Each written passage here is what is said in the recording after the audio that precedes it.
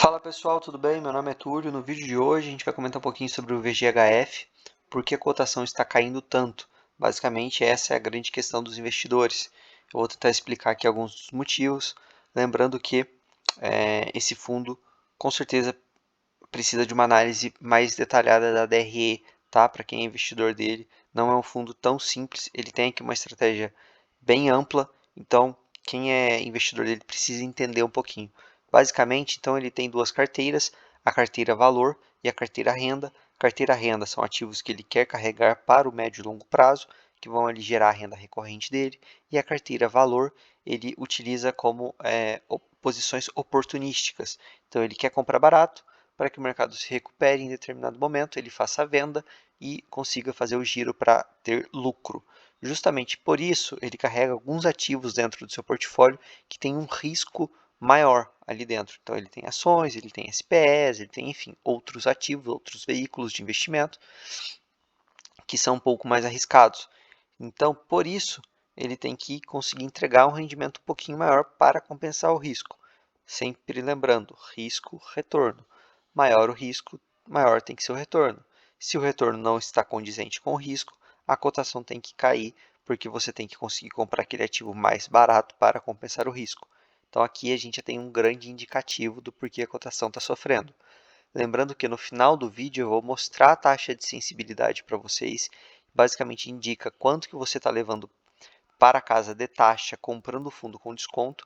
Eles não atualizaram aqui, porque a cotação cedeu mais do que no fechamento do mercado, mas eu tentei fazer uma continha para mostrar para vocês qual é essa taxa. Tá? No final do vídeo eu mostro. Então o fundo terminou o mês com 93 ativos diferentes, totalizando aqui 733 milhões. Ao final do mês, o fundo possui um total de 65,2 milhões em operações de venda e recompra, basicamente compromissada, a alavancagem, tá? Ao custo de CDI mais 0,6.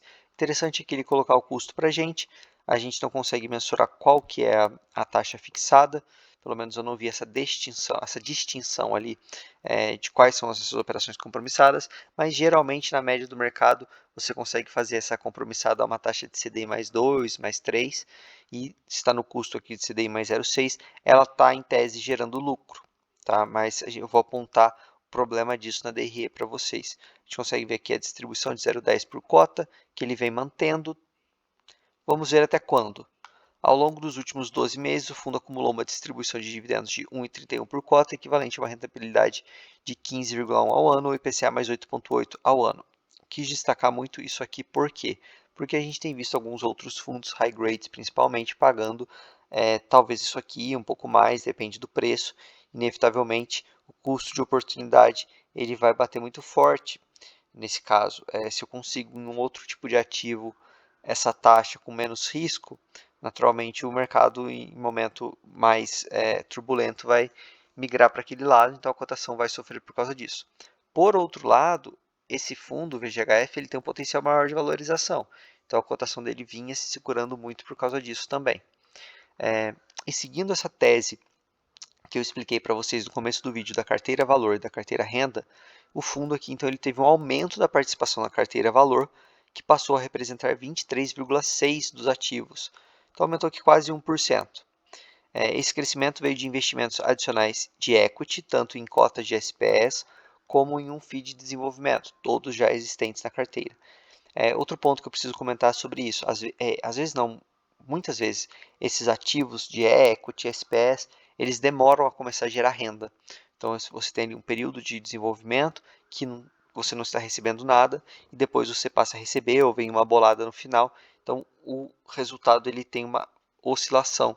Então, obviamente que na DRE também a gente vai ter meses que a gente vai sofrer um pouco mais e meses, claro, se o desenvolvimento se desenvolver, ocorrer sem nenhum problema, você vai receber essa bolada em determinado mês. Aqui eles destacam que eles aproveitaram também para girar posições na carteira de ações, gerando ganhos nas negociações. Vou mostrar ali para vocês na página 6. Por fim, aqui o fundo segue crescendo, né, um número alto de cotistas e uma liquidez super tranquila de 2,1 milhões. Carteira de ativos. Lembrando que essa primeira posição aqui, geralmente eles usam muito como caixa, a gente consegue ver por vezes isso aumenta, diminui o PL, porque é um um CRI, né, muito high grade, com muita liquidez. Essa é uma estratégia da Valora. Esse CRI Mabu eu quis destacar para vocês porque já chegou a ser uma posição muito relevante do fundo e é uma operação um pouco arriscada e fico feliz em saber que eles diminuíram. Puxando pela memória, essa posição acho que já chegou a ser de uns 15, 17%. Na carteira de fundos imobiliários, eu destaquei aqui alguns fundos que eles têm no VGHF, que são da própria casa, então eles têm esse Valora CRI Infra, que por sinal está em muitos outros fundos. Eles têm um pouquinho de Vigir, tem um pouquinho de Vigip, e é engraçado, eu quis destacar aqui para vocês, o Vigir, eles encaram como uma estratégia renda, ou seja, eles querem para o médio e longo prazo. O CDI está aí num preço elevado, gostaria muito de saber qual que foi o preço médio que eles compraram aqui o próprio Vigir, se eles compraram lá atrás, quando a Selic estava muito baixa, acho que o VGHF não tinha nem nascido ainda nessa época, ou se compraram com muito ágil, né? Porque a estratégia renda vai ficar aqui por muito tempo. O Vigip, torço para que eles tenham comprado por agora, né? Porque caiu bastante a cotação e eles encaram como valor, então eles podem fazer o giro. Para quem está interessado no VGHF, é muito interessante analisar todos esses ativos, principalmente aqui de fundos imobiliários e ação, o que eles encaram como renda e o que eles encaram como valor. Aqui na parte de fundos imobiliários, vocês conseguem até fazer uma leitura da cabeça do gestor, tá? O que ele encara como renda, então ele encara talvez como mais high grade, o valor talvez um pouquinho mais apimentado e ele quer fazer esse giro.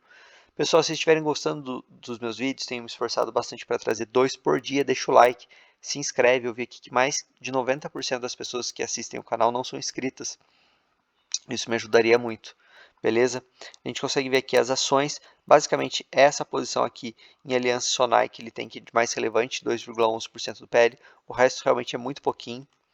É uma ação interessante de shopping, dependendo do preço que ele comprou aqui, ele vai conseguir ter um lucro. Finalmente chegamos aqui na DRE. A gente consegue ver então aqui a geração de receitas com CRIs, com FIIs, com negociação, e aqui a gente consegue ver as despesas. Bom, alguns pontos a comentar. Primeiro, o resultado acumulado está em 1 centavo todos os meses. Então, presumo aqui que ele não está usando o resultado acumulado. Então, ele tem gerado 10 centavinhos por cota e tem distribuído. Basicamente é isso. Só que, como que ele está conseguindo fazer esses 10 centavos? Lembrando, se você quer ser um bom investidor de fundos imobiliários e ganhar dinheiro no médio prazo, regra máxima, você tem que saber de onde vem o dinheiro do fundo. Como o fundo gera aquele resultado e te paga mês a mês. Se você descobrir isso, você vai conseguir visualizar se esse fundo vai ter problema ou não no médio prazo. Se essa geração é recorrente ou não. Então ele tem gerado aqui 10 centavinhos por cota, fazendo aqui negociações. Então, por exemplo, mês passado ele negociou 737 mil e ele distribuiu 7.288, ou seja, 10% do resultado veio desse giro. Esse mês, talvez uns 6%. Se ele não conseguir fazer essas negociações do jeito que está hoje o fundo, a distribuição tende aqui a cair para 9 centavos. Visualizando isso, visualizando o risco-retorno, a taxa de sensibilidade que eu vou mostrar para vocês, o mercado secundário começou a bater na cotação. Finalmente a cotação cedeu. Pelo que eu me lembro, a última vez que eu vi estava em 8,75. Então esse é o primeiro ponto que eu quero conversar com vocês na DRE. Segundo ponto, linha de despesas. A gente está vendo essa linha de despesas muito alta.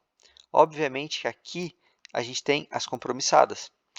Então, essa linha de despesa não é só aqui taxa de administração e performance. Tem aqui, obviamente, as compromissadas, mas seria interessante que ele quebrasse essa linha de despesa para a gente, mostrando o que é administração, o que é performance, o que é compromissada, até para a gente conseguir fazer algumas contas e ver se essa compromissada está compensando, e também para entender aqui o que é taxa de administração e gestão e o que não é, porque realmente, ó, se a gente tem aqui uma distribuição de 7,2 milhões e de despesa está 1,7, é muito alto, né?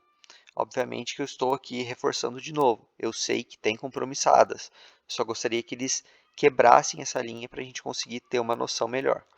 Bom, relatório aqui na questão de indicadores. O fundo, então, basicamente tem aqui mais de 60% em CRIs, tem um pouquinho, bem pouquinho de ação, tem FIIs. O fundo está dividido 51,9% em IPCA e o resto aqui basicamente em CDI. Lembrando que o fundo vem pagando esses 10 centavinhos, mas ele tem 23,6% na carteira valor.